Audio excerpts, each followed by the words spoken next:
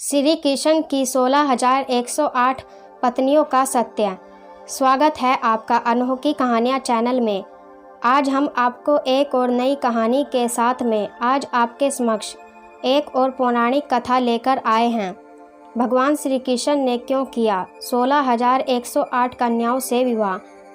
भगवान श्री कृष्ण की सुंदर एवं रोचक लीलाओं में से एक लीला है भगवान श्री कृष्ण की 16,108 रानियां।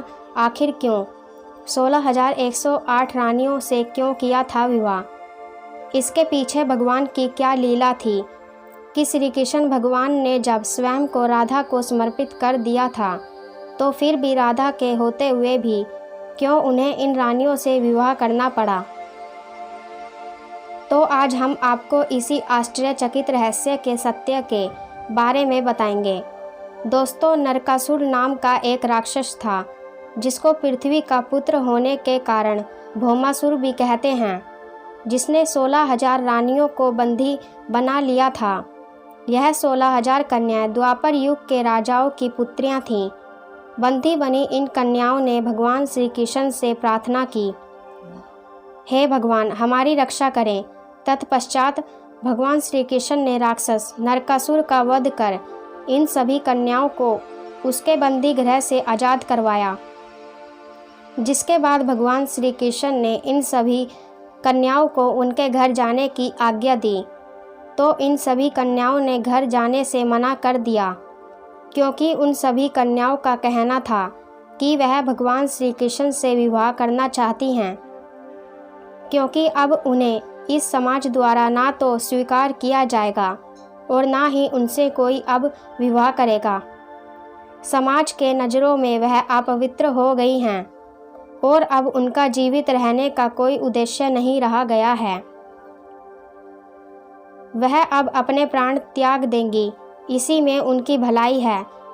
तत्पश्चात भगवान श्री कृष्ण ने उन सभी कन्याओं को जीवन देने और उन्हें समाज में सम्मान पूर्वक रहने के लिए सभी कन्याओं से विधि पूर्वक विवाह कर लिया और उसी क्षण 16,000 महलों का निर्माण कर अपने आप को 16,000 रूपों में प्रकट किया और सभी रानियों के साथ प्रेम और सम्मान पूर्वक महल में रहने लगे। उन्हें कभी महसूस नहीं होने दिया कि वह भगवान श्री कृष्ण की शरण में आने के कारण विवाहित हुई हैं।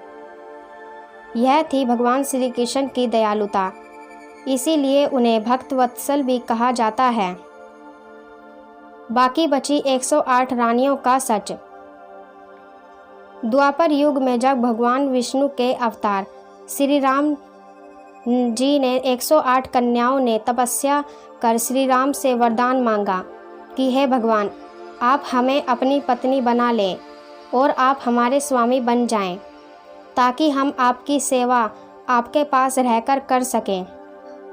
तत्पश्चात भगवान श्री राम ने इन सभी 108 कन्याओं से मना करते हुए कहा कि हे देवियों, इस जन्म में तो यह नामुमकिन है, क्योंकि मैं इस जन्म में सिर्फ सिया का हो चुका हूँ, परंतु अगले जन्म में मैं ज़रूर तुम सभी से विवाह कर सकता हूँ। तो यह वही 108 कन्या हैं जो द्वापर युग में भगवान श्री राम द्वारा वरदान पाकर उनके अवतार भगवान श्री कृष्ण से विवाह किया था। इस तरह से भगवान श्री कृष्ण ने 16,108 कन्याओं के साथ विवाह किया। आज के युग में हमारे समाज में भगवान श्री कृष्ण की 16,108 रानियों के बारे में अभद्र तथ्य और विचार प्रकट किए गए हैं। इन सभी का कारण यह हो सकता है कि या तो वह स्वयं के स्वरूप का वर्णन करते हैं या फिर असीम अज्ञानता से घिरे हुए हैं। दोस्तों, आपको यह पौराणिक कथा कैसी लगी? कृपया हमें कमेंट करके बताएं। यदि आपका कोई सुझाव हो तो भी बताएं और आप अपने इस चैनल को सब्सक्राइब करना ना भूलें। राधे राधे, जय श्री कृष्णा।